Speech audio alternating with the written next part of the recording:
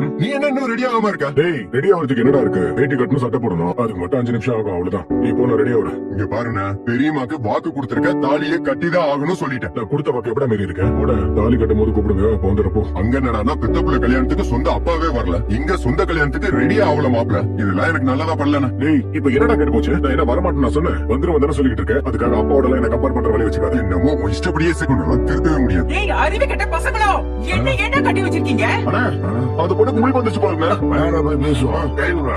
ஏன்டா கட்டிருக்கீங்க? பாருமா, முகூர்த்த முடிகிற வரைக்கும் தான் உன்னை இங்க வச்சிருப்போம். முடிஞ்ச உடனே விட்டுருவோம். சும்மா பிரச்சனை பண்ணாம இருக்கணும். முகூர்த்த நேரம் முடியறதுக்கும் எனக்கும் என்னடா சம்பந்தம்? பின்ன கல்யாணத்தை நிறுத்த வேணாமா? அதான் உன்ன கடத்திட்டு வந்தோம். டேய், கல்யாணம் நிக்கிறதுக்கு என்னையாடா கூட்டிட்டு வந்தீங்க? பைத்தியமா நீங்க?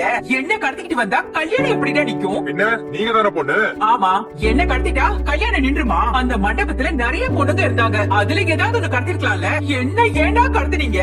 ஏன்னா அவங்க எல்லாம் சாதாரண பொண்ணு, நீதான் கல்யாண பொண்ணு, அதனாலதான் உன்ன கடத்தணும். என்னது, நான் கல்யாணம் பொண்ணா? ஆமா, உங்ககிட்ட கேட்டப்ப நீ அப்படிதானே சொன்ன. நீ பொண்ணான்னு கேட்டேன், நான் ஆமான்னு சொன்னேன். பின்ன ஆம்பளை நான் சொல்ல முடியும்? ஓ, நீ அந்த பொண்ணுன்னு சொன்னியா? ஐயோ, ஏய், என்னடா கறி பண்ணிட்டீங்க? அந்த பொம்பளை வேற கால் பண்ணுது. ரெண்டு வண்டியா கேக்குமே. என்னடா சொல்றது அதுக்கு? டேய், நீ என்ன பேசுறீங்களா? அண்ணா, நான் பேசல, நீங்களே பேசுங்க. நீ என்ன தூங்கா சொல்ற? அண்ணா, நான் இவங்கிட்ட பேசல, அடிச்ச போதெல்லாம் இறங்கிருண்ணே, நீங்களே பேசுங்க.